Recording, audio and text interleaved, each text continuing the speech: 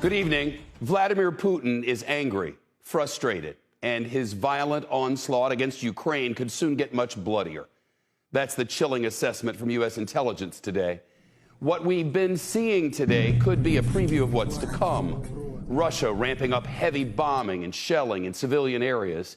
Today, we saw the Russians strike a television tower in Kyiv, Ukraine's capital city. The Ukrainians say that strike killed at least 5 people and at least temporarily knocked out television broadcasts. And this is a strike against a government building in Kharkiv, Ukraine's second largest city, about the size of Chicago, which is right near the Russian border. Ukrainian officials say civilian deaths are mounting as Russia rains down its firepower on residential neighborhoods and densely populated areas. This is an apartment building in Kharkiv today, shredded and smoking, with at least one body on the ground outside. Meantime, Russia's advance on Ukraine's capital appears to have stalled. We've been watching this massive convoy of troops and tanks and artillery, which stresses we thought yesterday for 17 miles, which stresses we know today for 40 miles, slowly bearing down on Kyiv from the north. The convoy hasn't moved much since yesterday. A senior Pentagon official says the convoy's been running out of food and running out of gas. But the official warns this could also be a strategic pause as the Russians regroup and reassess their battle plan. In a powerful, moving speech to the European Council today, the Ukrainian President Zelensky made an emotional plea to the rest of Europe. Prove that you are with us. Prove that you will not let us go. Very much. It was so moving. Even the translator became emotional. This is the price of freedom. We are fighting just for our land and for our freedom. Despite the fact that all large cities of our country are now blocked, nobody's going to break us. We're strong. We're Ukrainians. Life will win over death, and light will win over darkness.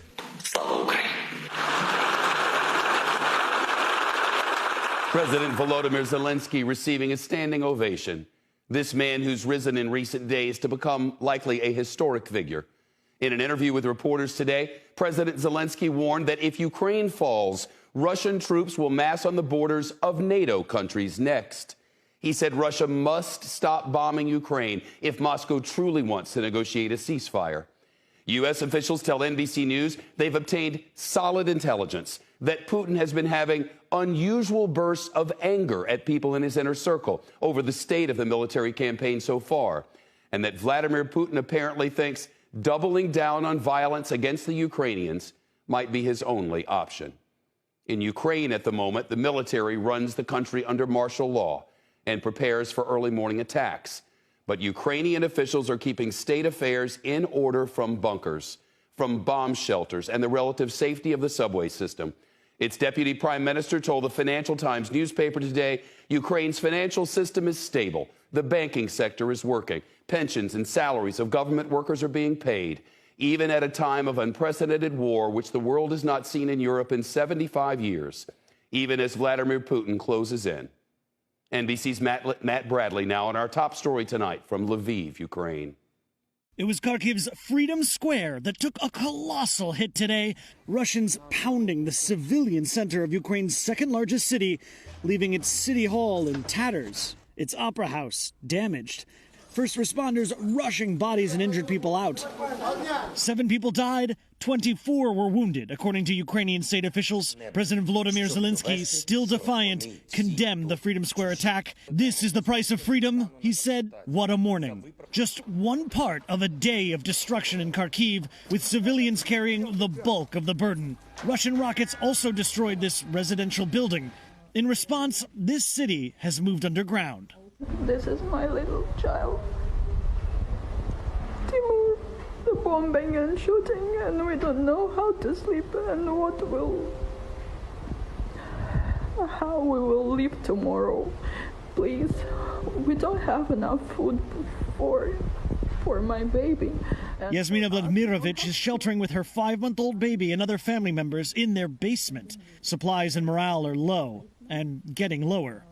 Other infants elsewhere in the city have also been scrambled to safety. A whole maternity ward moved to a bomb shelter. One rocket devastated a house just behind where Yasmina was sheltering. Sergei Shpak has been in the metro system for days with his wife and son, walking through the train tunnels to find supplies and food. But everything here is dwindling. Only hope remains. For the news, I'm Matt Bradley.